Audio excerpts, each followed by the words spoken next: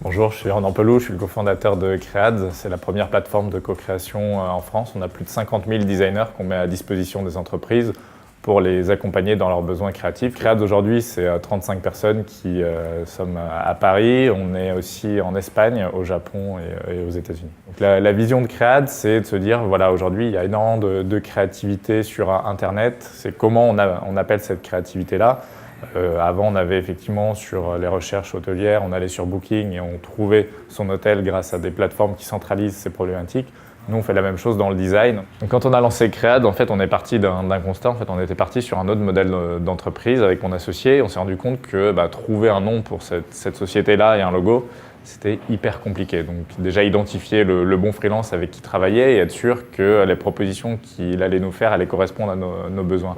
Donc on s'est positionné sur ce segment-là en disant il y a vraiment une carte à jouer sur aider les entreprises à créer leur nom de marque et leur faire des propositions qui aillent en fonction de leurs problématiques et décliner l'ensemble de l'identité ensuite sous la partie design.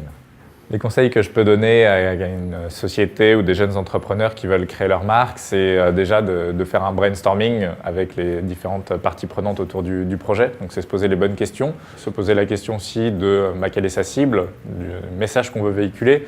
Typiquement, si on s'appelle L'Écrin ou Cdiscount, dans les deux noms, vous avez compris un petit peu le positionnement. Donc c'est important aussi de voir comment on veut positionner son nom en fonction de sa problématique. Et le nom doit dégager aussi l'identité et l'ADN de la marque. Donc l'idée, c'est de partir aussi sur des bases latines qui vont permettre d'avoir dans l'inconscient aussi, de comprendre ce que fait la société juste avec un naming. Il faut des noms qui sonnent bien et qui vont être simples à prononcer, simples à mémoriser. Donc éviter les noms trop longs, il faut des choses assez courtes, mais qui soient faciles à prononcer aussi pour un utilisateur. Une fois qu'on a fait son brainstorming, l'important c'est de se poser les questions de si les noms sont exploitables. Donc un nom exploitable, qu'est-ce que c'est? C'est déjà un nom qui est disponible en .com, parce que quand on va développer son entreprise, on va développer aussi sur Internet. C'est un canal qui est primordial de ne pas oublier. Donc on vérifie que le .com est disponible et aussi les extensions des pays dans lesquels on veut aller. Donc c'est assez simple, c'est peu coûteux, donc autant le faire rapidement. Mais pensez aussi, pendant la phase de brainstorming, de vérifier, il y a des bases qui sont disponibles à l'INPI qui permettent de vérifier aussi que le nom va pouvoir être déposé. Donc il y a plusieurs classes, il y a plus de 35 classes à l'INPI. Il faut vérifier que ça correspond aux classes dans lesquelles vous allez vous positionner. Exemple, Montblanc.